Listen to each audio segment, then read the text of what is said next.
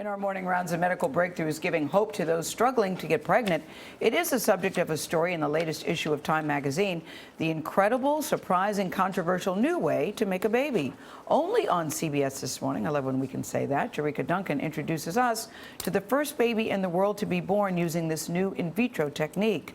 Jericka, good morning. Good morning, Gail. His parents call baby Zain a miracle. Since 2010, the couple says they have been trying to have a child, so they tried in vitro. Now, traditional in vitro is between 30 to 40% effective, but this new procedure is showing promising results. It helped produce a baby, the first of its kind. Zain's just a blessing. She went through so much in order to produce this bundle of joy. It's an incredible feeling.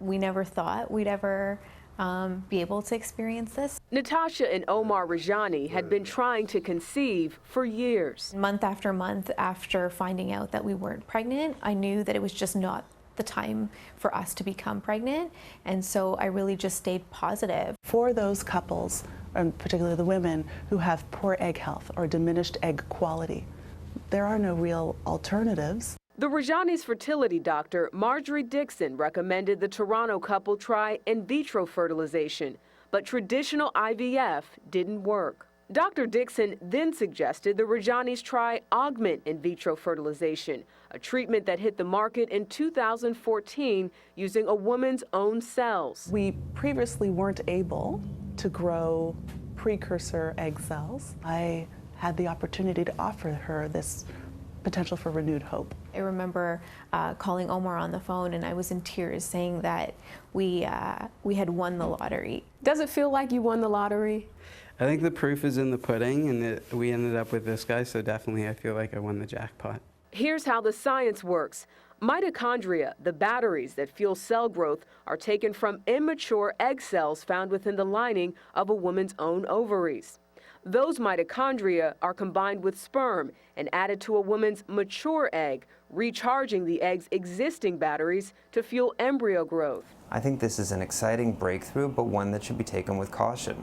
Alan Copperman, director of infertility at New York's Mount Sinai Hospital, says the procedure isn't necessarily the fix for those struggling to conceive. The major reason that an embryo doesn't stick and become a healthy pregnancy is because it doesn't have the right amount of DNA. So even with all the energy in the world, you're not necessarily going to take an unhealthy embryo and turn it into a healthy one. Augment is not available in the United States. The FDA says it is a form of gene therapy, needing additional tests before it is deemed safe for patients. Augment is also considered controversial because it involves the use of relatively unstudied cells for a procedure modifying an egg. Science is involved, but it's all within us. It's still Natasha's body and my body and our body parts and our chemistry and everything that's really, making the baby. Alice Park is a medical reporter for Time magazine. These stem cells are so new that some researchers are still a little nervous about what they can do and what they might do in the body. These babies, like Zain, will obviously continue to be studied. The Rajanis aren't concerned and say Zain is a healthy baby. Any plans on having another child through the same process? Definitely. So we do actually have 2 embryos that are frozen, and hopefully little Zain will have a sister or brother one day.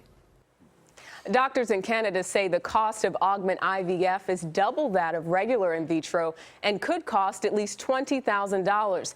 It is still too early to tell just how successful this new procedure could be in the future and what effects, if any, it has on children down the road. But for older women, this could mean some real hope. It could be, Nora, but one of the things this doctor said is they're really looking at women who have poor egg health. Okay. So we'll see what happens, but it is definitely a step in the right direction for people who are looking to have a child and can't. Yeah, people are looking at this morning saying, how do I do this? Yeah, Jericka, thank you so story. much.